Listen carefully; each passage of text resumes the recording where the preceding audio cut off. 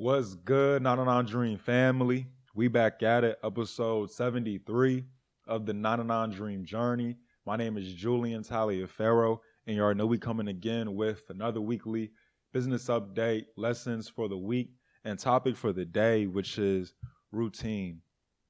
So for this episode, starting off with the quote of this week, and it goes, "From testimonials and personal experiences, we have enough information to conclude that it's possible to design and live an extraordinary life."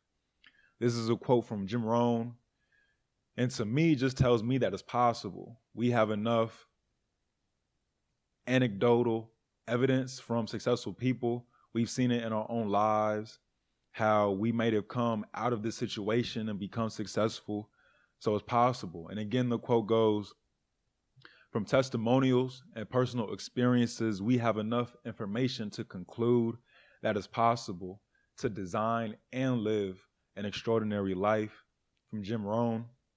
And now I can get into my business update. So for today, I want to give a recap of yesterday's incubator session. And it was on Starter Financials. It was led by Annie Walther from Clearview Booking. And it was such an educational and insightful session.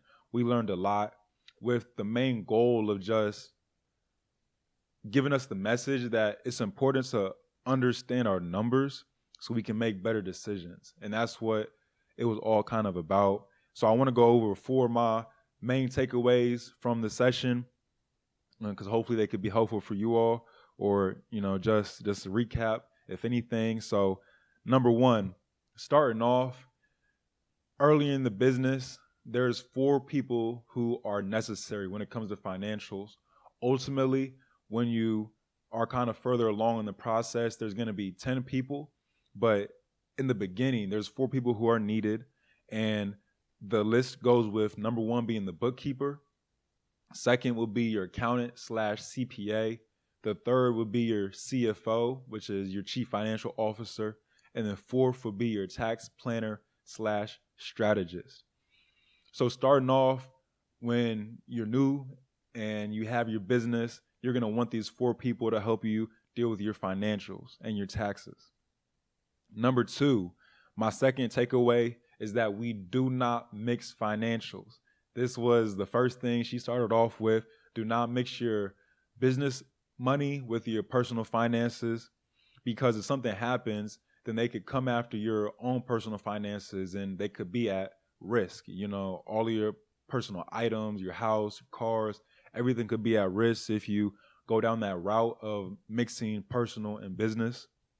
So make sure you do not do that, right? My third takeaway is you need to look at your finances from 3 different perspectives.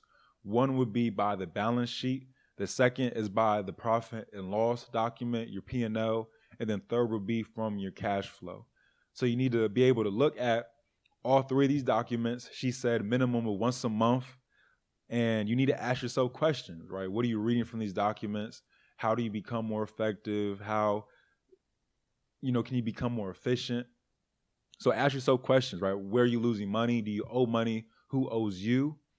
And you can kind of get an overall idea of what your business needs from these 3 different documents. And then my 4th takeaway is when it comes to your offering, you don't price it based off the value that you think it has. You don't base your value on what you think the product or service has. You have to let the market decide that. So those are my 4 takeaways. And that's all I have for my business update, just a recap of yesterday's session. And now I can get into my lesson of the week. And I have 1 for today. And it's just to put yourself out there. I know a lot of times it can be hard to put ourselves out there in whatever situation that may be. And part of the reason may be because we may not think we're going to get anything from it. Or when we do actually do it, we come back after the fact and say, I got nothing from that. But I kind of think it's the opposite, Even if we come home, we think we got nothing from it. At the end of the day, we did, because we know we went, right? At a minimum, we get something from it. And you'll never figure out what that lesson is until later in time. But that's my lesson for the week, to just put yourself out there. And now I can get into my topic, which is routine. And I don't have too much to say for this topic other than just when you have a routine, that makes everything so much easier. That makes your day so much easier. Because when you get into a routine, it allows you to not think about what you're going to do every single second of the day. And you can kind of just move through the day, and it gives you structure. So personally, when I find myself out of routine, I kind of lose myself. I feel lost, and I kind of just feel as if I'm drifting. So I always try to at least make a schedule for myself, make a routine. That doesn't mean I'm going to be 100% doing the routine every second of the day, right? That doesn't mean I'm going to abide by 100% of the time, but at least I have something to fall back on. I have something to look at when I'm going to work, when I'm leaving work. When it's nighttime, I know what my schedule should be, and I can always fall back on that. And additionally, it's always easier to make time for the things you value when you plan it out and you can put it into your routine. So having a routine, it builds habits. And if it's a good routine, it'll build good habits. If you have a bad routine, then it'll build bad habits. So you have to be aware and cognizant, because a lot of times we do things naturally in our own routine that we may not even think about, but it's not a net positive, right? It's a net negative. So just be aware of the things we do. And I just want to end by saying that I feel everyone needs to set a routine, something that they think about, they thought of, and they crafted, so they can just be that much more efficient, right? That much more effective. So that's my topic, routine.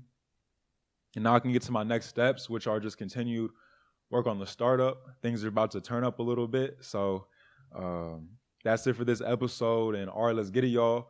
Go and achieve your 99 dream. And it's 99 dream because you are going to achieve your dream. And it will be 100%, but nothing is perfect. So you're going to achieve 99% of that. And let's go and let's get it.